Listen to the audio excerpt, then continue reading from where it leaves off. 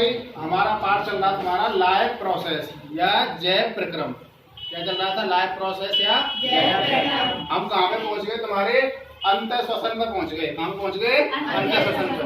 देखो अगर मैं अंत श्वसन की बात करता हूँ, अंत श्वसन का मतलब होता है सांस का अंदर जाना, और उच्च श्वसन का मतलब होता है सांस का बाहर आना। तो अंत श्वसन को आप पेपर में कैसे लिखोगे, अंत श्वसन होता कैसे, उस बात को देखेंगे यहाँ पे। ठीक है भाई। देखो भाई, अंत श्वसन के दौरान वृक्षीय गुहा फैलती है और पसलियों से संलग्न पेशियां सिकुड़ती हैं। वक्ष ऊपर तथा नीचे की ओर गति करता है। गुहा में वायु का दाब कम होता है। क्या होता है? वायु का दाब कम होता है। गुहा में वायु का दाब कम हो जाता है और वायु फेफड़ों में भर जाती है। ये तो इसका प्रक्रम है, किसका? अंत श्वसन का। ध्यान रख लोगे। अब बात करता हूँ तुम्हारा मैं उच्च श्वसन की। किसकी बात करता हूँ? उच्च श्वसन का मतलब होता है सांस का बाहर निकलना। अब सांस बाहर कैसे निकलती है, उस प्रक्रम को देखेंगे यहाँ पे। कैसे लिखेंगे आप पेपर में? वक्षीय गुहा अपने मूल आकार में आ जाती है, यानी कि सांस को छोड़ते हैं, क्या करते हैं, हमारी वक्षीय गुहा वापस वहीं पे आ जाती है। ठीक है भाई।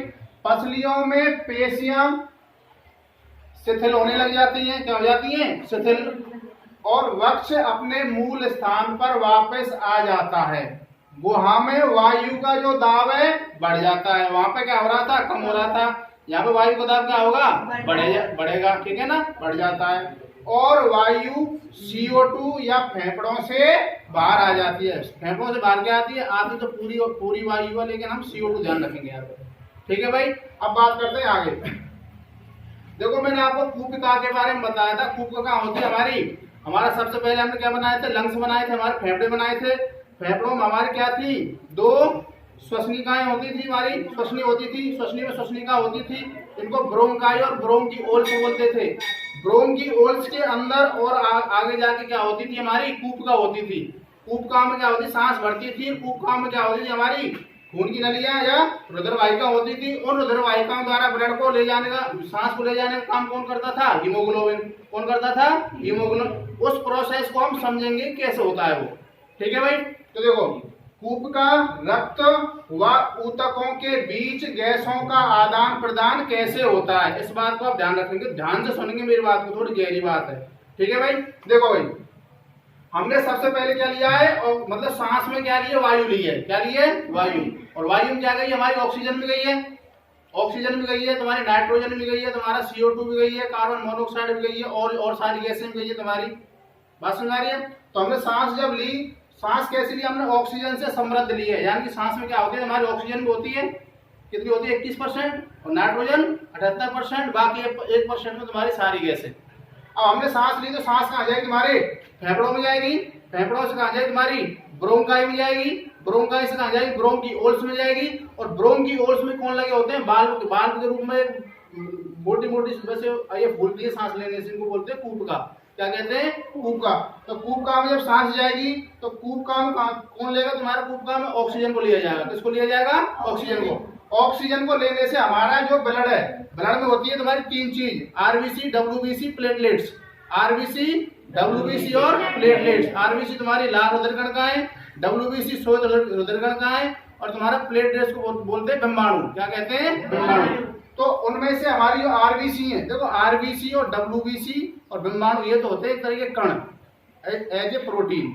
और इसमें जो प्लाज्मा होता है, प्लाज्मा की वजह से होता है तरल। कैसा होता है? तरल। हमारे ब्लड में 55% तो होता है प्लाज्मा, और 45% तो तुम्हारे कण वगैरह सारी चीजें होती हैं। रख लोगे ध्यान इस बात को। और हमारा सांस कहाँ जाए? तुम्हारा RBC में। RBC में भी कौन होता है? तुम्हारा हीमोग्लोबिन नाम का आदमी होता है।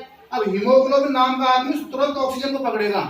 ऑक्सीजन पकड़ ली हीमोग्लोबिन ने ब्लड के अंदर। ऑक्सीजन पकड़ते हीमोग्लोबिन अपने साथ मिलाकर उसको हीमोग्लोबिन ऑक्साइड बनाता है। हीमोग्लोबिन मिलकर क्या बनाता है? ऑक्सीजन के साथ हीमोग्लोबिन ऑक्साइड। हीमोग्लोबिन ऑक्साइड चलते चलते कहाँ जाएगा? तुम्हारा धमनियों में जाएगा। कहाँ जाएगा?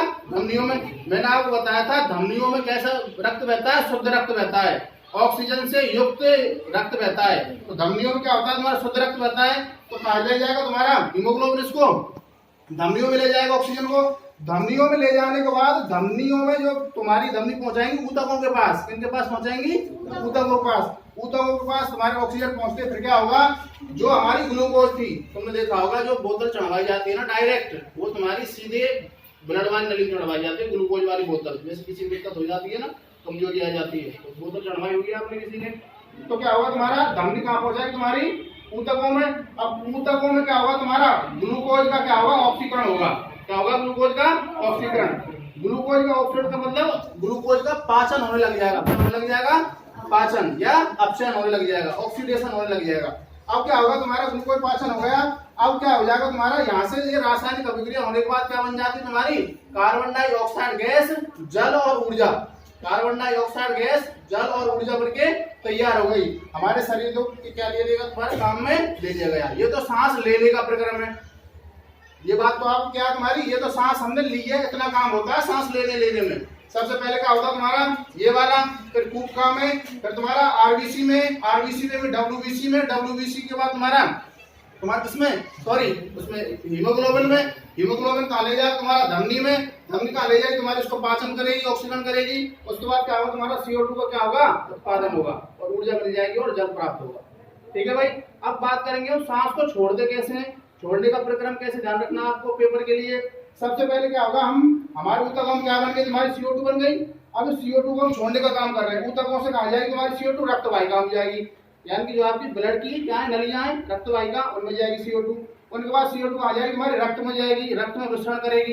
रक्त में मिश्रण करते करते क्या करेगी? तुम्हारी रक्त वाहिकाओं द्वारा कूपकाओं में जाएगी। कूपका तुम्हारी पहले जो उन्होंने काम किया था ऑक्सीजन लेने का, कूपकाओं में जाएगी। अब कूपका क्या करेंगी? तुम्हारी CO2 को कूपका कोष में विसरण करेंगी। फिर कूपका कोष तुम्हारी कितनी होती है? मैंने आपको बताया था 30 मिलियन। कितनी होती है? 30 मिलियन। उन सब में जाएगी, कूपका कोष में विसरण करेगी, पूरी में फैलेगी। फैलने के बाद क्या होगा तुम्हारा? CO2 का मोचन हो जाएगा, यानी CO2 छोड़ दी जाएगी। किसके द्वारा? नासा द्वार में विसरण द्वारा बाहर कर दी जाती है, यानी नाम द्वारा क्या कर दी जाती है?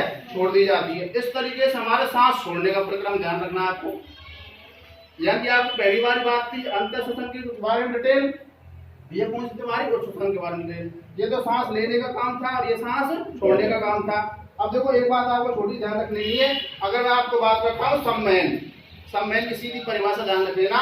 मनुष्य में भोजन, ऑक्सीजन, अन्य पदार्थों की निरंतर आपूर्ति करने वाला तंत्र क्या कहलाता है? तुम्हारा संवहन तंत्र कहलाता है। यानी कि हमारे शरीर में तुम्हारे भोजन की, ऑक्सीजन की, अन्य पदार्थों की पूर्ति करने वाला जो तंत्र होता है क्या कहलाता है? संवहन तंत्र कहलाता है। ठीक है, बाकी नेक्स्ट